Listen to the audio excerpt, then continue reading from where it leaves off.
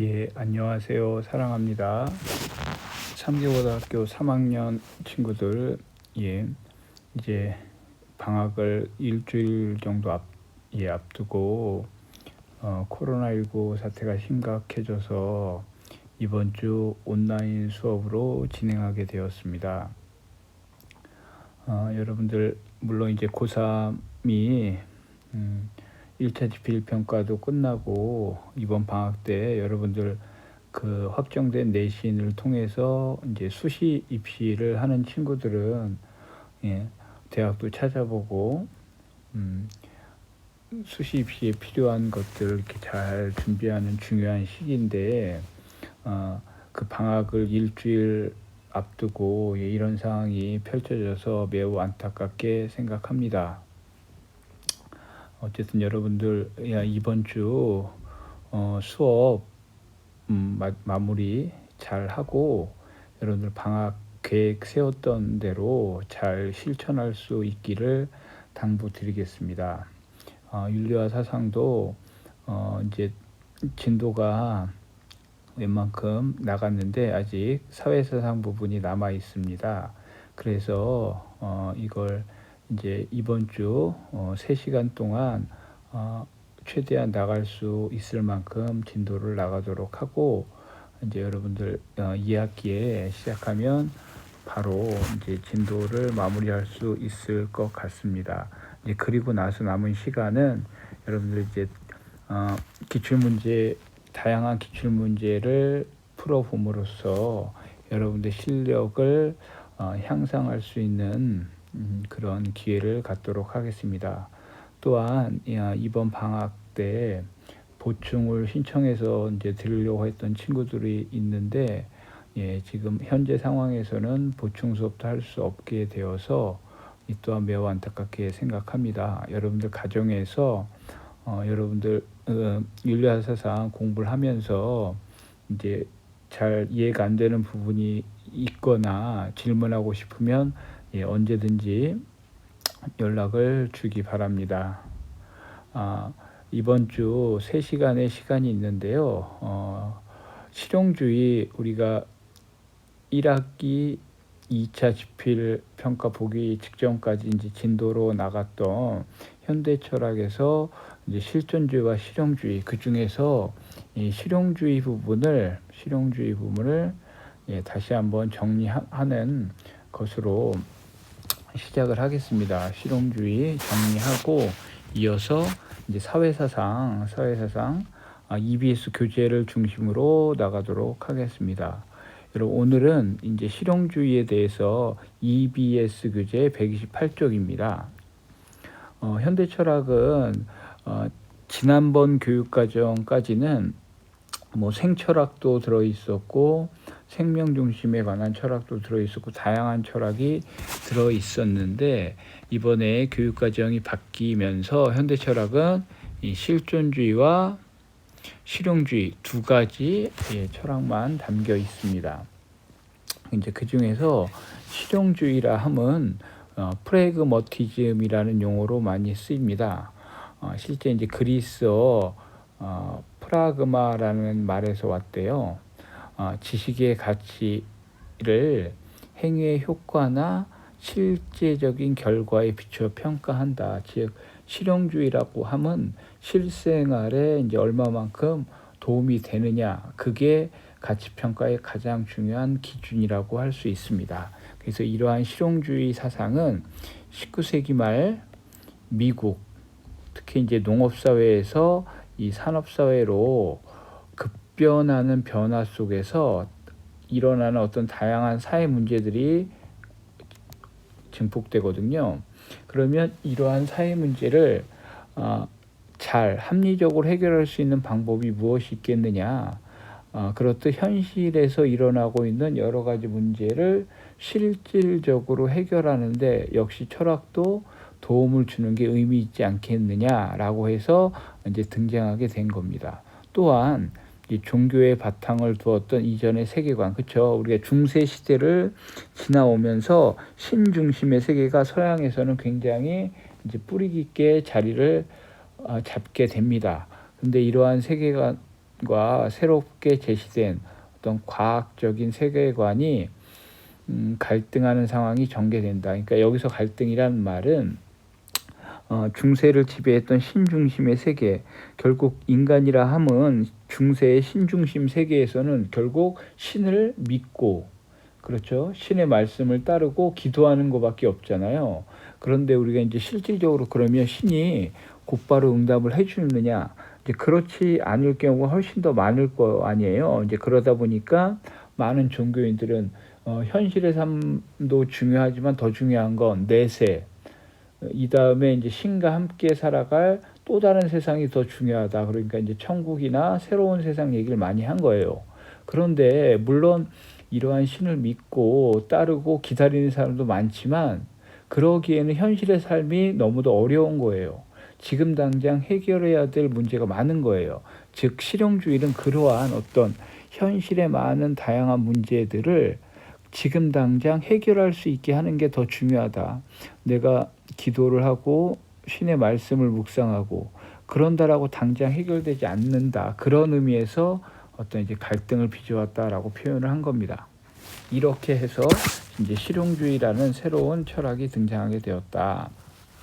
그래서 결국 실용주의는 시대의 변화에 따라 이 갈등을 해결할 수 있는 새로운 사상적인 관점으로, 특히 기존의 그쵸 이 경험론을 계승하고 진화론의 영향을 받은 실용주의라는 어떤 학문이 등장했다. 그래서 아무래도 서양 철학의 큰 두 축인 이성 중심과 경험 중심, 이 두 가지 축이 있는데, 역시 이성 중심은 그렇죠, 이제 머릿속으로 관념, 생각하는 게 훨씬 더 많은 거잖아요. 중요한 거고, 이거는 현실의 문제를 해결한다라기보다 어떤 참 진리를 끄집어내는데 훨씬 더 이득이 있어요. 그런 면에서는 경험주의가 훨씬 더 현실적인 문제를 해결하는 데 도움을 주었다.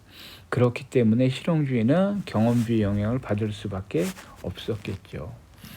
이렇게 등장한 실용주의는 옳고 그름의 절대적인 기준을 강조하는 기존의 어떤 사상으로는 산업화와 도시화로 인해 발생하는 다양한 사회 문제를 해결할 수 없다. 결국 해결하는 건 실제 생활에 쓰이는 유용한 지식, 그래서 실용주의는 실생활에 필요한 지식, 유용한 지식, 이게 가치 있는 지식이다라고 얘기를 한 거예요. 그러니까 그 전에 뭐 칸트의 의무론, 뭐 벤담의 공리주의, 이런 것들이 어떤 이념에 치우쳐 있다라고 하면 이제 그런 것보다 현실에서 일어나고 있는 실질적인 문제를 지금 당장 해결해 줄 수 있는 그런 철학이 더 필요하게 되었던 겁니다.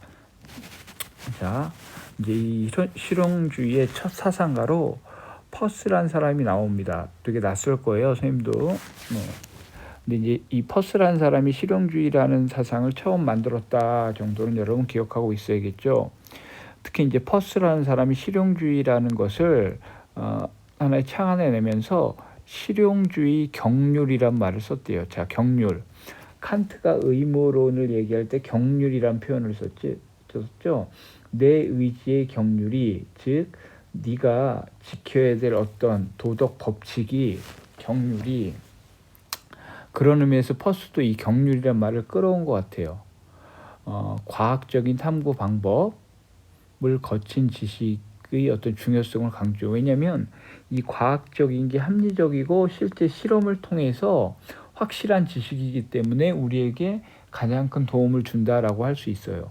그래서 이 실용주의 경륜이란 어떤 것이 옳으려면, 그러니까 옳다 그르다라 할 때 기준은 반드시 뭐여야 한다? 그래, 쓸모 있는 실제적인 성과를 만들어야 된다. 그러면 우리가 A라는 지식이 있다 칩시다.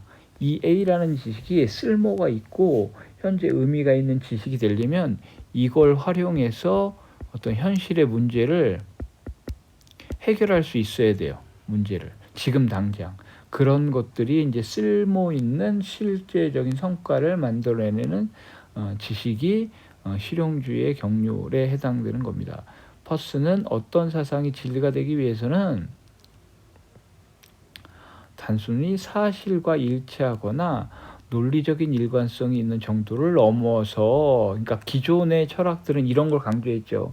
이게 사실이냐 거짓이냐, 이게 옳으냐 그르냐, 라는 것에 훨씬 더 초점을 뒀다라고 하면 이제는 그런 거 갖고는 안 된다. 쓸모가 있어야 된다. 어디에? 현실 생활에. 그래서 어떤 명제가 참인지 거짓인지는 그 명제를 실제로 실험해 본 결과 쓸모가 있다는 것이 입증되어야 된다. 현실에 활용할 수 있어야 된다라고 하는, 이게 이제 실용주의 경륜 퍼스란 사람이 처음으로 주장한 것이다라고 할 수 있습니다. 자, 이어서 제임스라는 사람이 또 나옵니다. 자, 지금 퍼스, 제임스. 근데 여러분 실제 실용주의 하면 제일 중요한 사람은 이제 우리가 마지막에 배울 존 듀이입니다. 존 듀이. 실제 서양에서 특히 미국의 어떤 전체 교육 사조를 바꿔놓을 정도로 영향을 미친 사람이 존 듀이야. 근데 이제 그에 앞서 실용주의라는 걸 처음 얘기한 퍼스, 실용주의 경륜. 그 다음에 이제 제임스는 실용주의를 어떻게 표현했느냐? 현금 가치라는 표현을 썼대요. 현금 가치. 지식도 현금과 같은 역할을 해야 참 지식이구나. 마치 현금처럼 우리가 실생활에서 사용할 수 있는 유용성, 그만큼 지식의 유용성, 현금하고 비슷할 정도 쓸모가 있어야 된다. 활용 가능해야 된다라는 걸 그만큼 주장했다는 얘기죠. 그래서 지식의 유용성, 지식은 그 자체로서 가치를 지니는 것이 아니라 문제를 해결하는 데 얼만큼 기여를 했느냐, 또 우리 삶을 향상시키는 데 영향을 했느냐, 우리 삶을 향상시키는 데 기여를 했느냐 라고 생각을 했습니다. 그래서 실용주의 학문뿐만 아니라 문학이나 철학 같은 학문도 사람들의 의미 있는 삶을 사는데 기여함으로 현금 가치로 본다. 현금 가치로. 그러니까 학문을 어떤 인간들이 좋아하는 현금과 같은 욕망으로 이렇게 이제 이해하려고 했던 제임스란 사람입니다. 그래서 진리란 결국 확고부동하고 절대적인 불변의 것이 아니라 현실 생활에 이롭게 됐을 때 그것만이 참다운 진리다. 현실 생활 이롭게, 이게 이제 실용주의의 노선이겠죠. 그래서 보면 이제 제임스가 이런 말까지 했네요. 진리의 소유는 그 자체가 목표이기는커녕 다른 필수적인 만족을 위한 예비 수단일 뿐이다. 예비. 현금 같은 게 그런 거죠. 현금 자체가 의미 있다기보다 그 현금을 통해서, 그 돈을 통해서 우리가 원하는 물건을 살 수 있잖아요. 원하는 먹고 싶은 물건을 바꿀 수 있잖아요. 그렇듯 지식도 그런 역할을 해야 된다. 만일 내가 숲에서 길을 잃고 굶주리다가 소가 다니는 길처럼 보이는 것을 발견한다면 가장 중요한 것은 내가 그 길 끝에 있는 집을 생각해야 한다는 것이다. 왜냐하면 내가 그렇게 해서 그 길을 따라간다면 살아갈 수 있기 때문이다. 여기서 내 생각이 참인 이유는 그 대상인 집이 유용하기 때문이다. 참된 진념의 가치는 1차적으로 그 대상이 우리에게 실질적이 중요한 데 있다. 그러니까 기존의 그전까지의 사상은, 예를 들어 길 끝에 집이라는 표현을 했잖아요. 근데 이 집이 이제 목표라고 할 수 있어요. 학문을 하는 사람들은, 배움을 하는 사람들은 그 과정도 굉장히 중요하잖아요. 그런데 지금 제임스 같은 입장에서 내가 길을 잃었어, 헤매고 있는데 길을 하나 발견했는데, 그런데 그 길 끝에 집이 있대요. 여기서 집이라는 건 나에게 편안함과 안락함, 안전을 보장해 주는 거예요. 그런 확신이 있을 때 나는 그 길을 걸어서 집까지 간다는 거예요.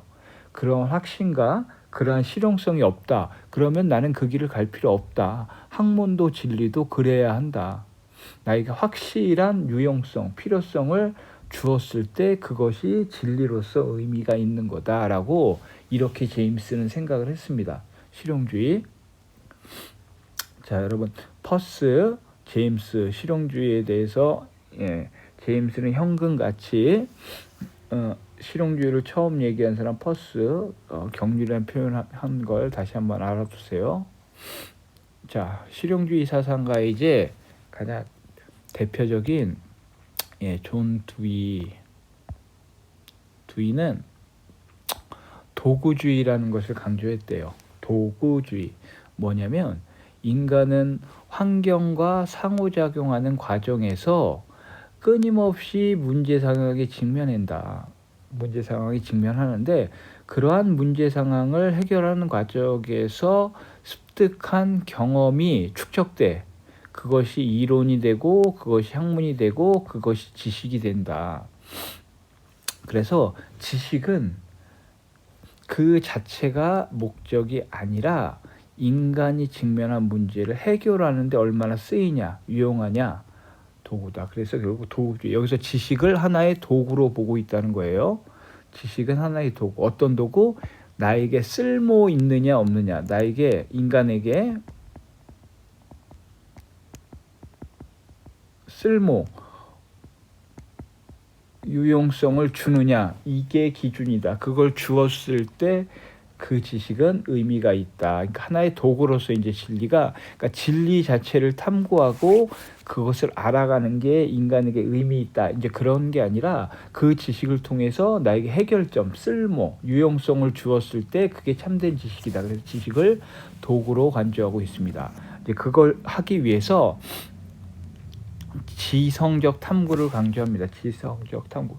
이 지성적 탐구는 존 두이 미국 사람이죠. 이거를 이제 우리나라 해석하는 사람들의 차이. 예전 책에는 지식의 탐구라는 말을 안 쓰고 다른 용어를 썼는데 지금 책에서는 지식의 탐구라는 걸 쓰네요. 지성의 탐구. 자, 지성이라는 것은 과학적 탐구 과정에서 얻은 실험적이며 실천적인 지적인 태도다. 문제 상황에서 올바른 선택을 할 수 있도록 안내하는 역할을 하는 게 지성이다. 결국 우리는 학문을 한다라고 하는 건 지성을 배운다라고 할 수 있어요. 이 지성적 탐구를 통해 우리는 상황에 맞게 그 지식이나 이론을 수정하고 발전시켜 문제 상황을 교정한다. 이렇게 노력할 때 개인의 삶이 개선된대요. 그래서 여기서 중요한 건 진보란 말, 성장. 자, 존 두이가 좋아했던 말이 이겁니다. 성장과 진보. 무엇을 통해서? 지적인 탐구를 통해서. 그러니까 결국 인간이 지식을 탐구해, 지성을 탐구해. 그걸 통해서 삶의 여러 가지 문제를 올바른 쪽으로 바꿔나갈 수 있어요. 그게 결국 인간의 진보고 인간의 성장이다. 그게 역사의 발전이다. 그렇기 때문에 지성의 탐구는 중요하고 지성은 우리 결국 인간들에게 인간의 삶을 그렇게 만들어줘야 한다. 어떻게? 성장과 진보를 할 수 있게. 결국 인간은 지성적인 방식의 문제 해결을 보장하는 정치제도로서 민주주의를 강조하고, 그러니까 민주주의란 시스템 안에서 인간들이 이런 지성적 탐구를 하기에 가장 유리하다. 그리고 창조적인 지성을 갖춘 민주적 시민을 양성하는 교육의 역할이 중요하다. 교육의 역할이. 결국 이러한 생각이 미국의 교육 전체 문화를 바꿨습니다. 그때 당시는 이걸 한국에서 이제 지식의 구조라고 표현했거든요. 근데 지성적 탐구를 다른 말로, 즉 이때 당시 기초교육이나 기본교육을 굉장히 강조했어요. 왜냐하면 인간들이, 학생들이 그러한 기초적인 과학, 수학, 영어 이런 걸 배우면 그걸 통해서 그 위의 학문을 깨달을 수 있고, 그러면 그걸 통해서 우리는 현실의 다양한 문제를 해결할 수 있고, 그게 결국 발전이고, 그게 결국 국가를 발전시키고 선진국으로 나아갈 수 있다라고 한 거예요. 그래서 실제 존 두이의 이런 실용주의는 미국의 하나의 큰 교육 사조가 됐고, 이건 우리나라에도 영향을 줬습니다. 그래서 지금 여러분들 배우고 있는 이러한 과목들, 교과 과목 이런 것들이 다 이때 당시 만들어진 것들이 굉장히 많아요. 존 두이의 어떤 지식의 구조, 지성적 탐구, 지성을 도구로 생각했던 데서 출발했다라고 할 수 있습니다. 자, 존 두이는 도덕도 도덕이나 윤리도 시대와 상황에 따라 변화하고 성장해야 된다. 역시 변화와 성장이란 말을 도덕과 윤리에도 쓰네요. 이 말은 고정적이고 절대적인 가치는 존재하지 않는다. 도덕 윤리도 마찬가지다. 결국 도덕적인 인간이라 함은 도덕적으로 성장하는 과정에 있는 사람인데, 도덕적인 문제 상황에서 지성을 발휘하여 자신의 삶을 개선, 사회를 진보시킬 수 있어야 된다. 네. 개선하고 사회를 진보시키는데 도덕도 그런 역할을 해야 되고, 결국 궁극적으로 이런 것들이 다 지식이 해야 될 일이다라고 봤습니다. 이게 존 듀이의, 그러니까 결국 다시 한번 존 듀이를 한마디로 정의하면, 존 듀이는 지성, 도덕 포함해서 지성은 인간의 삶을 개선시키고 발전시키고 진보해 나가는 데 역할을 하는 하나의 도구로서 작용했을 때 쓸모가 있는 지식이다. 이게 존 듀이가 생각했던 실용주의예요. 그래서 다시 보면 어떤 개인이나 집단도 어떤 고정된 결과에 도달했는지 아니면 미치지 못했는지에 따라 판단하는 것이 아니라 그들이 움직이고 있는 방향에 따라 판단해야 된다. 그러니까 어떤 방향으로 가고 있느냐, 앞으로 그러니까 진보 성장으로 가고 있느냐, 아니면 퇴보하느냐. 악한 사람이란 그가 지금까지 아무리 선했다 하더라도 현재 타락하기 시작하고 선을 상실하고 있는 사람이다. 선한 사람이란 그가 지금까지 아무리 도덕적으로 무가치했더라도 현재 더 선해지기 시작하는, 그러니까 그건 뭐냐, 멈춰져 있는 사람은 타락하는 사람이다. 앞을 향해서 나아가려고 하는 사람, 그게 이제 진보죠. 진보고 성장. 도덕도 마찬가지고 지식도 마찬가지여야 된다. 인간이라 함은 현실에 안주해서는 안 된다. 그건 퇴보하는 사람이고 악한 사람이다. 지식을 통해서 지식의 구조를, 도덕을 통해서 지금보다 더 나은, 지금보다 더 성장하고 더 진보하는 그러한 인간이 참된 인간이고 선한 인간이다. 그러기 위해서 지식도 그런 역할을 해야 된다. 그 지식의 도구. 그래서 다시 듀이는 도덕적 지식은 유용한 결과가 예상되는 일종의 가설이므로 언제든지 수정되고 재구성돼야 된다. 불변하는 고정된 진리나 지식은 존재하지 않는다. 듀이는 도덕적인 인간도 고정불변하는 최고의 선을 지닌 사람이 아니라 더 나은 사람으로 성장해가는, 또 나오죠, 성장. 그래서 여러분들 지금 우리가 퍼스나 제임스, 듀이 세 사람의 실용주의를 배웠는데 지금 얘기한 것처럼 진보나 성장을 가장 강조했던 인물이 듀이고, 아마 듀이가 모의고사에도 가장 많이 나올 거예요. 실용주의에선 듀이.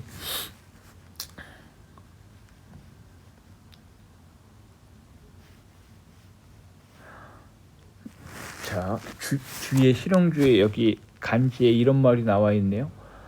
정적인 성과나 결과보다 성장, 개선, 진보의 과정이 의미가 있다. 지금 듀이가 강조하는 용어들이 계속 반복되죠.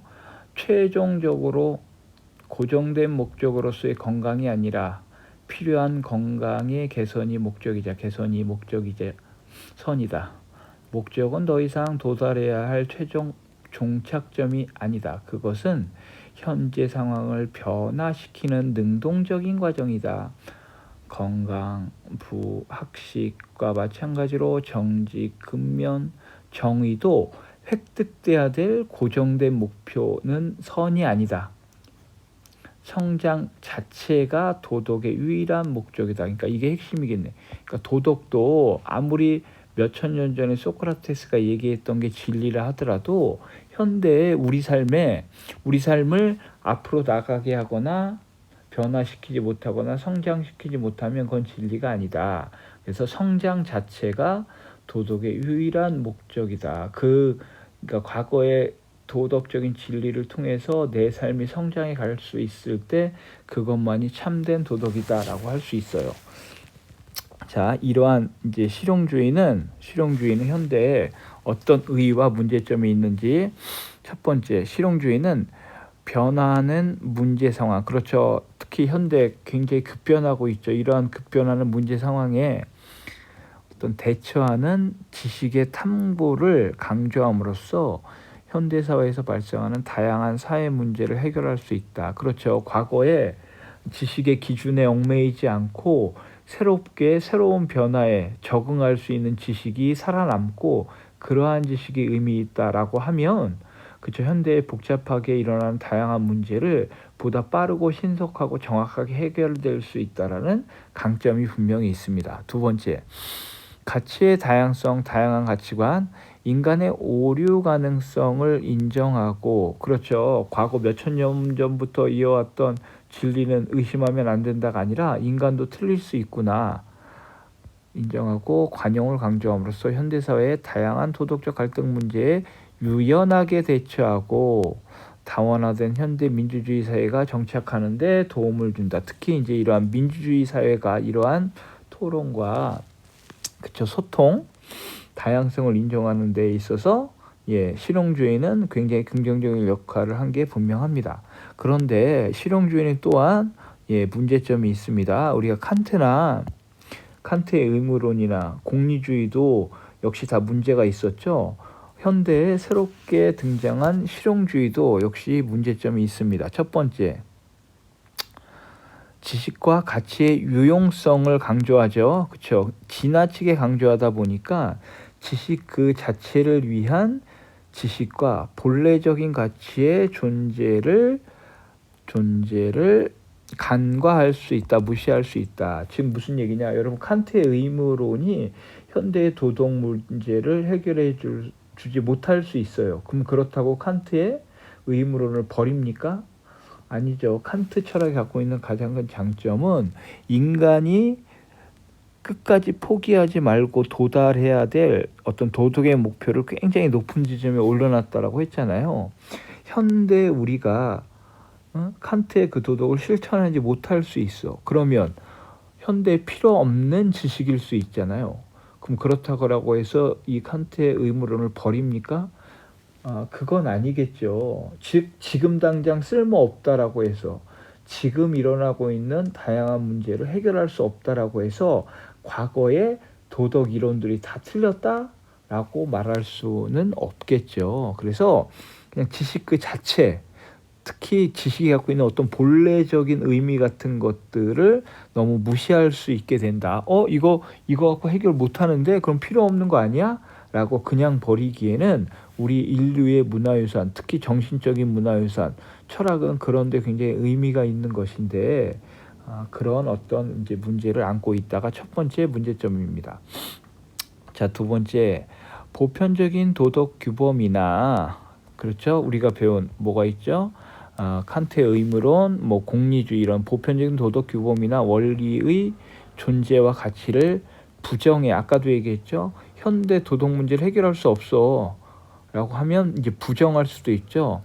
윤리적 상대주의에 빠질 수 있다. 그쵸. 이게 가장 큰 문제죠. 윤리적 상대주의라 하면 쉽게 얘기해서 네 말도 맞고 내 말도 맞고 마치 그쵸. 인류 최초의 철학자들이라고 하는 소피스트들이 얘기했던 네 말도 맞고 철수 네 말도 맞고 영희 네 말도 맞고 다 맞다라고 하면 결국 그 말은 세상에 옳은 건 없다는 얘기야?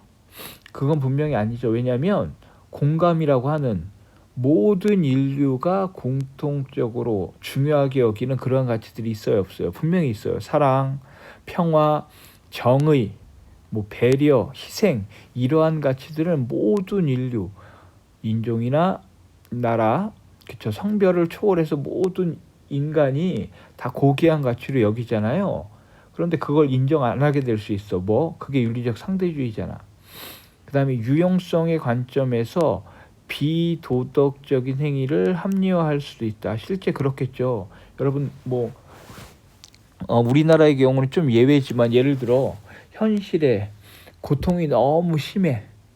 스트레스도 너무 많아. 그런 사람이 이러한 어떤 정신적인 고통을 이겨내기 위해서 근데 다른 건 안 돼. 독서를 해도 안 되고 영화를 봐도 안 되고 맛있는 걸 먹어도 안 돼. 그런데 예를 들어 마약을 복용했다. 그랬더니 나의 머리 아픔이, 나의 스트레스가 확 내려가. 그럼 이거는 나의 현실적인 문제를 해결해 주는 대안이잖아요. 그러면 그 마약을 합법화해야 합니까? 어? 아니죠. 이건 아니죠. 분명히. 그래서 윤리적 상대주의 갖고 있는 문제점은 이거야. 나만 옳다고 나한테 도움이 된다고 해서 모두에게 다 똑같이 적용되는 그런 걸 끄집어낼 수 없다. 그렇고 심지어 그게 비도덕적인 행위, 그쵸? 해서는 안 될 비도덕적인 행위를 합리화할 수 있다. 왜? 현실의 문제점을 해결해 주니까. 여러분 실제 오늘날 복잡해져 가고 있는 사회에서 그런 이제 도구주의라고 하는데 나의 문제를, 나의 어려움을 해결해 줄 수 있으니까. 여러분 뭐 선생님도 잘은 모르지만 이제 경제 파트에서 비트코인이라는 그 시스템을 부정적으로 보는 사람들이 이제 그런 거예요. 우리가 실체도 없는데 어떤 나에게 큰 이득을 벌어줄 수 있다라고 하는 어떤 강한 신념들 때문에 거기에 막 투자를 해. 그래서 실제 뭐 돈을 버는 사람들이 있나 보던데요.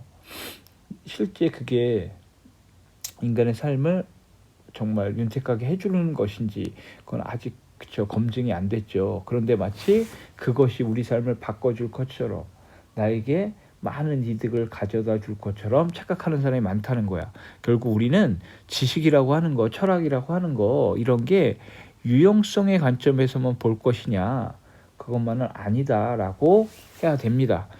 만약 이제 그렇게 되면 비도덕적인 것도 합리화될 수 있다. 그래서 다시 한번 이 실용주의 갖고 있는 가장 큰 문제는 유용성을 너무 강조하다 보니까 현대의 비도덕적인 행위도 합리화할 수 있다. 또한 윤리적 상대주의에 빠질 수 있다라고 하는 문제점을 갖고 있다는 거예요. 자, 여러분 이렇게 해서 오늘 배운 실용주의, 퍼스, 제임스, 특히 이제 존 듀이, 다시 한번 존 듀이의 실용주의는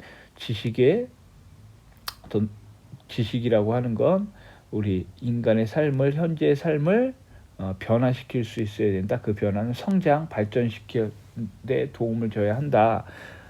그러한 지식만이 참된 지식이고 우리 인간은 그러한 지식을 탐구하고 지성의 탐구라고 표현했어요. 이제 그렇게 강조했던 겁니다. 여러분 오늘 이제 실용주의까지 해서 현대철학까지 다 배웠습니다. 이제 다음 시간에는 사회사상 역시 EBS 교재를 통해서 차근차근 나가도록 하겠습니다. 여러분 오늘도